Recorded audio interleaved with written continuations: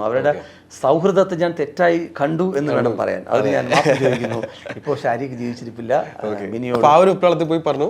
അപ്പോൾ ഷാരിഖിനോടാണ് ഞാൻ പറയുന്നത്, എടാ നിങ്ങൾ തമ്മിൽ എന്താ? അപ്പോൾ അവൻ ചിരിച്ചുകൊണ്ട് എന്താ? ഞാൻ പറഞ്ഞില്ല, എനിക്കിങ്ങനെ ആ കുട്ടിയെ ഇഷ്ടമാണ് മിനിയെ. ഞാൻ ചെന്ന് പറയാം, നല്ല കുട്ടിയാണ്. അപ്പോൾ ഞാൻ അവൾക്ക് ലൈനുണ്ടോ? ലൈൻ അവളെ പുറകെ ആരൊക്കെ ഇങ്ങനെ നടക്കുന്നുണ്ട്, 1-2 പേരൊക്കെ ട്യൂഷൻ ക്ലാസ്സിലൊക്കെ ഇങ്ങനെ ഒന്ന് പറയുന്നു. അവൾ ആരോട് ഇതൊരു എസ് പറഞ്ഞിട്ടില്ല.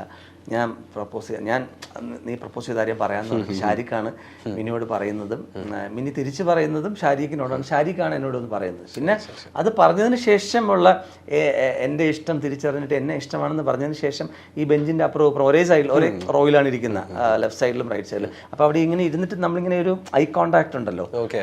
എസ് പറഞ്ഞു, ഷാരിഖ് പറഞ്ഞത് സത്യമാണോ എന്ന് ചോദിക്കുന്ന ഒരു സാധനമുണ്ട്. അതൊക്കെ എനിക്ക് ഇപ്പം ഒരു ഇന്റർവ്യൂവിലും അങ്ങനെയുള്ള സാധനം ആരും ചോദിച്ചിട്ടില്ല. ഇപ്പം എനിക്ക് ആ ക്ലാസ് മുറിയും ആ പഴയ യൂണിഫോം ആ സാധനങ്ങളൊക്കെ എനിക്ക് റീക്രിയേറ്റ് ചെയ്യാൻ പറ്റുന്നുണ്ട്. അങ്ങനെ ഷാരിഖ് പറഞ്ഞ സത്യമാണോ എന്ന് പറയുന്നതും അതേന്ന് നാണത്തോടെ പറഞ്ഞതും ഒക്കെ ഓർത്തെടുക്കാൻ പറ്റുന്നു.